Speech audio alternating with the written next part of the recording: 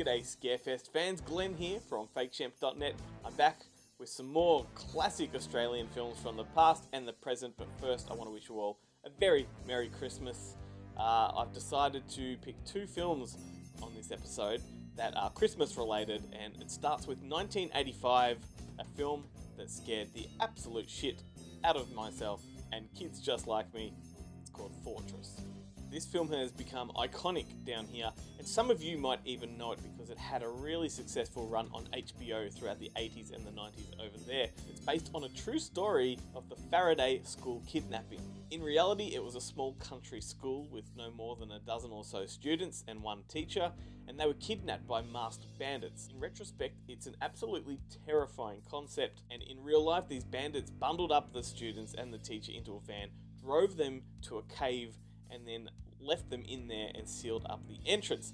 So they were essentially in this cave for, I think it was a couple of weeks, while the bandits negotiated with the government to have a ransom paid. Now, fact and fiction blur in the film because once they're in the cave, everything takes a massive turn. They manage to escape very dramatically, and suddenly the story turns into a Lord of the Flies situation where these kids turn into savages. They make weapons out of sticks and rocks, and they dig traps and they impale these bandits. They savage and maul, and they absolutely wreak havoc, and it is absolutely terrifying. The film stars Rachel Ward as the teacher. She went on to some American fame in films like Against All Odds and Dead Men Don't Wear Plaid, amongst others. And there's a ScareFest favourite in there as well, a Vernon Wells, that legendary character actor from Road Warrior and Inner Space and Weird Science, amongst so many others. I'm sure some of you have had a chance to meet him. Anyway, the film was directed by a guy called Arch Nicholson, who also made a fantastic horror film called Dark Age, which is something I'm going to address on a later episode. And it was also written by Everett D. Roche, who I mentioned several episodes ago. He is a legend of Australian genre. Passed away a few years ago, sadly, but his legacy lives on in films like this. Like I said, it scared the living crap out of kids all over the place, and you should go and find it and watch it with your kids and give them nightmares. Now, the reason I chose this particular film for this episode is not because it's a Christmas film, but because the main bandit wears a Santa mask, and he is truly petrifying. Now we move forward to 2016 with a very, very cool little Aussie film called Red Christmas. This was a bit of a sleeper hit down here. It's directed by a guy called Craig Anderson. He made it for practically nothing. It stars Dee Wallace, who I am sure is a fan of ScareFest. She seems to have popped up at every bloody festival in the world, and it's something of a controversial film. Wherever it's shown, it's very divisive because it touches on some very taboo subjects and themes that some people find distasteful, some people find offensive, while others embrace and understand the satire and the social commentary. And I'll explain that in a second. So it's about a family at Christmas time who've gotten together in their mother's homestead, which is quite a large, affluent property in the middle of rural Australia. Everything in Australian cinema seems to be rural. Don't ask me why. Anyway, she is American, and whilst they're all celebrating Christmas, they're under the tree with presents and enjoying, festivities, they get a knock on the door, and it is a cloaked stranger by the name of Cletus. Now, this is not a spoiler because it does happen fairly early in proceedings. Cletus turns out to be Diane's aborted child.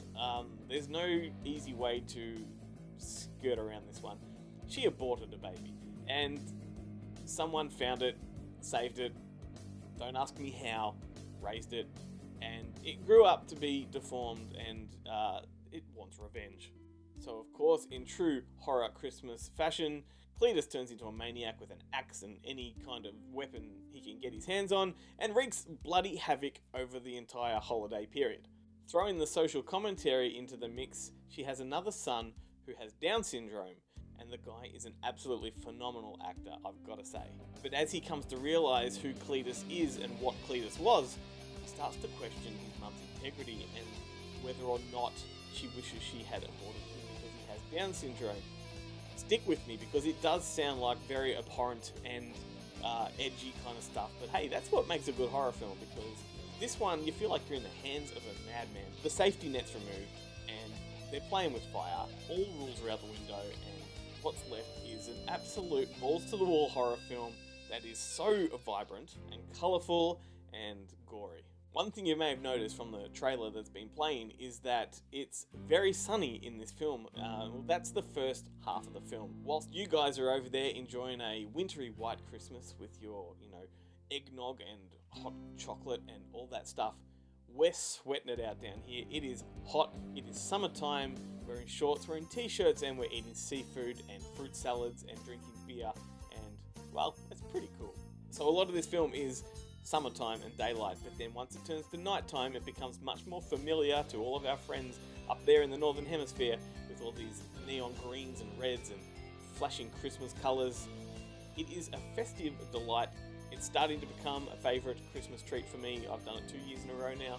I will probably do it a third year in a row. And now, before I leave you, there is a companion film which I've just got to touch upon. I highly recommend it. It's called Horror Movie, A Low Budget Nightmare, and it is essentially the making of Red Christmas. So Craig Anderson went to hell and back to get this film made, and it's all documented in this feature-length documentary. It is kind of like a very indie version of Hearts of Darkness. Well, anyway, that's enough from me. I've babbled on for long enough. Once again, wishing you all a very, very Merry Christmas from everyone here at fakeshemp.net. We hope you have an awesome holiday period. Hope you get lots of presents. Hope Santa was good to you. And find us online, Facebook, Twitter, YouTube, like, comment, subscribe, all of that stuff. And